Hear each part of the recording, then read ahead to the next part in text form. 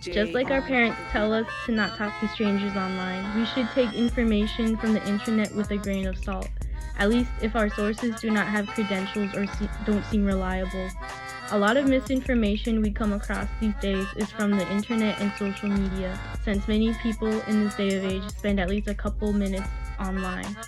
For the most part, disinformation and dismediation is very problematic in our society, and we need to further investigate how to tame this wildfire. This large issue can be shown in our current infodemic, during our current pandemic. For example, many social media pages have included truthful COVID-19 information under posts tagged under COVID-19 and other related terms. The situation of chronic disinformation and dismediation online is a new crisis that did not exist a couple decades ago. At least it was not easy for such misinformation to spread so quickly and easily. Like Samir Patel says, fake news is not a technological or scientific problem with a quick fix. It should be treated as a new kind of public health crisis in all its social and human complexity. The answer might lie in looking back at how we responded to the epidemics, the infectious diseases in the 19th and early 20th centuries, which have similar characteristics. In the end, we should definitely see disinformation and dismediation as something we should protect ourselves against and avoid, like protecting ourselves from catching a cold or any other disease.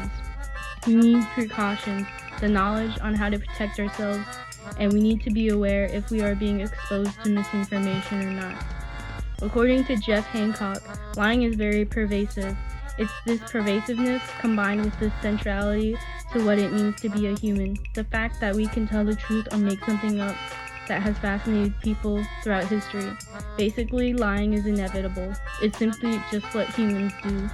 So we can't exactly control disinformation in the world without being totally authoritarian and cruel.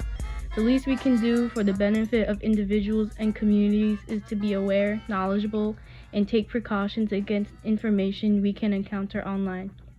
We need to know how to figure out if our resources are reliable. We can't just watch one TikTok video or read one Facebook post and believe what it says.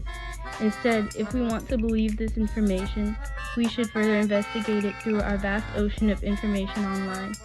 Misinformation may ultimately be detrimental, but it is something that we can all easily protect against. How do we protect ourselves?